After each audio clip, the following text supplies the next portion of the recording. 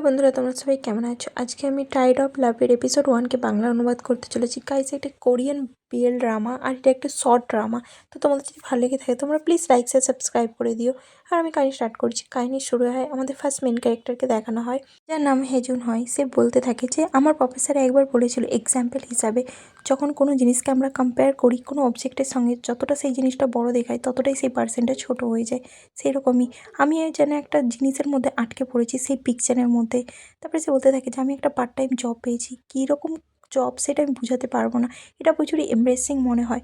তখন সে বলতে থাকে যে আমি নিজেকে এই জায়গার মধ্যে এনেছি, কারণ এরকম জব এক্স্যাক্টলি আমি করতে চাই না, বাট আমার মায়ের জন্য আমাকে করতে হবে, কারণ আমাকে আমার মায়ের সার্জারির জন্য আর হসপিটাল বিলের জন্য এই জব করতে হবে। মানে সে একটা ছেলে, মানে তার প্রফেসরের তাকে কিনে নিয়েছিল। আর সেখানে তার প্রফেসরকে দেখানো হয় যে দেখতে থাকে। আর এখানে হানজুন বলতে থাকে যে আমি আমার সব কিছু আত্মসম্মান সব কিছু বিক্রি করে দিয়েছি। এখন আমার কাছে যেটা ইম্পর্টেন্ট সেটা হচ্ছে আমার মাকে ঠিক করা। আমি এখনও ইয়ং আছি, তো আমার মনে হয় না আমি এরকম জিনিসে দুর্বল হয়ে যাব বলে।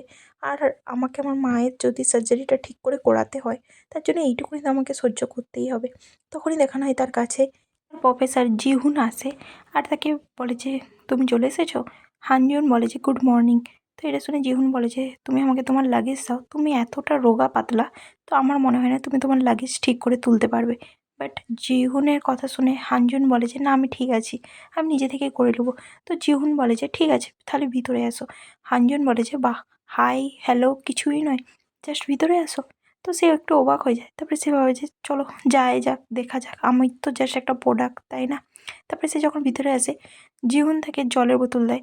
তো হানজুন সেটা নিয়ে নেয়। জিহুন তাকে বলে যে তুমি আর্টসের স্টুডেন্ট হও, তাই না? তুমি জানো আমার সবচেয়ে বেশি সিলেকশান আর্টস স্টুডেন্টের ছেলের দিকেই হয়। আমি জাস্ট তোমাকে ঘুমানোর জন্য নিয়েছি, কারণ আমি শুধু আর্টসের স্টুডেন্টদের সঙ্গেই ঘুমাই। আচ্ছা, আমার 3টা রুলস আছে। তুমি যখন ইচ্ছে এখান থেকে যেতে পারবে না, আমি যখনই তোমাকে ডাকবো তোমাকে এখানে আসতে হবে।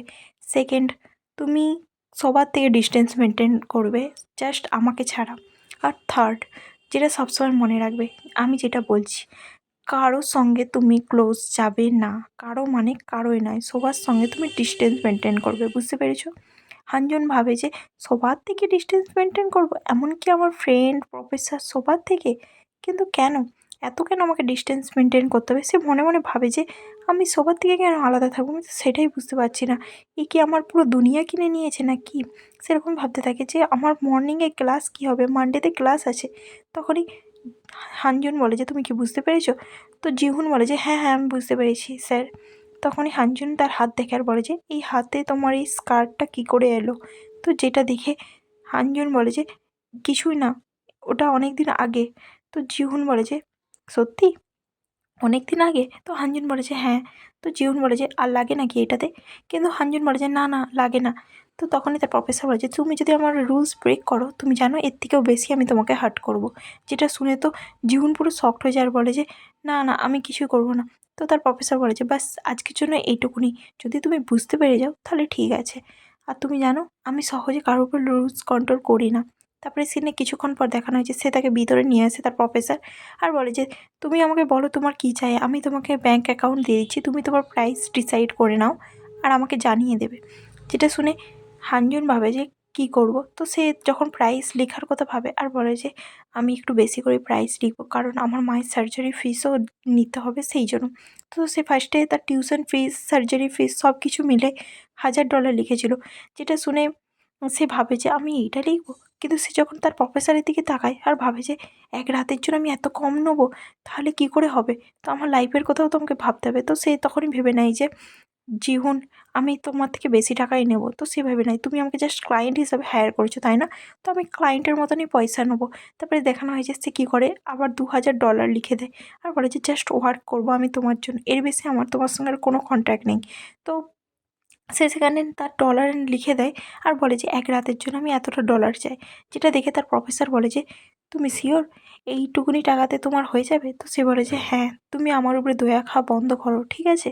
তো এটা শুনে তার প্রফেসর বলে যে ওকে, তুমি আমার দিকে এইভাবে তাকাচ্ছ কেন? তোমাকে আমি বলছি শুনে নাও, এক রাতের জন্য তুমি যতটা পয়সা নিচ্ছ, তুমি যত পয়সা বাড়াবে আমি তোমাকে ততটা হার্ট করব। তো তুমি হ্যান্ডেল করতে পারবে তো? যদি না হ্যান্ডেল করতে পারো তো এখান থেকে যেতেও পারো। কিন্তু হানজুন কিছু বলে না। তো তার প্রফেসর তাকে কিস করে নেয় আর বলে যে তুমি যেভাবে আমাকে তাকাও, বিশ্বাস করো এই তাকানোটা আমার জাস্ট ভালো লাগে। তুমি কেন আমার দিকে এইভাবে তাকাও? আর তুমি জানো, তুমি যতবার আমাকে না বলবে, যতবার তুমি আমার দিকে এইভাবে তাকাবে, আমি তত তোমাকে এইভাবেই টর্চার করতে থাকবো। তুমি যদি এতে ফাইন না থাকো তুমি আমাকে বলতে পারো। বাট জীবন তাকে বলে দেয় যে হ্যাঁ আমি ঠিক আছি। তো প্রফেসর বলে যে তো এবার থেকে এটা থেকে প্র্যাকটিস হয়ে যাও, কারণ আমি তোমাকে এইভাবেই ক্রিস করব আর এইভাবেই টর্চার করব। তুমি বেটার এইটাকে লাইক করতে চালু করে দাও। বুঝতে পেরেছো? তুমি জানো তোমার কিসিং সেন্সটাও অতটাও খারাপ নয়। আমি তো ভেবেছিলাম যে তোমার উপর আমি জাস্ট টাইম ওয়েস্ট করবো, বাট এখন তো মনে হচ্ছে যে না, তুমি জানো তোমার টাইম, তোমার সব কিছু, এমনকি তোমার হার্টের উপরেও আমি বিলং করি। তো এখন থেকে এই সব কিছুতে আমি ওর অধিকার বলে সে তাকে কিস করে জবরদস্তি। কিন্তু হ্যাঁ, জিউহন তাকে সরিয়ে দেয়। কিন্তু তার প্রফেসর বলে যে তোমাকে আমাকে সরানোর সাহস কে দিল? বলে সে তাকে আবার কিস করে আর তাকে বলে যে ভালোভাবে দেখে নাও আমাকে, আজ থেকে তোমাকে এইগুলো থেকে অভ্যস্ত হতেই হবে। আর এখানে এপিসোড শেষ হয়ে যায়। আজকের জন্য এইটুকুনি।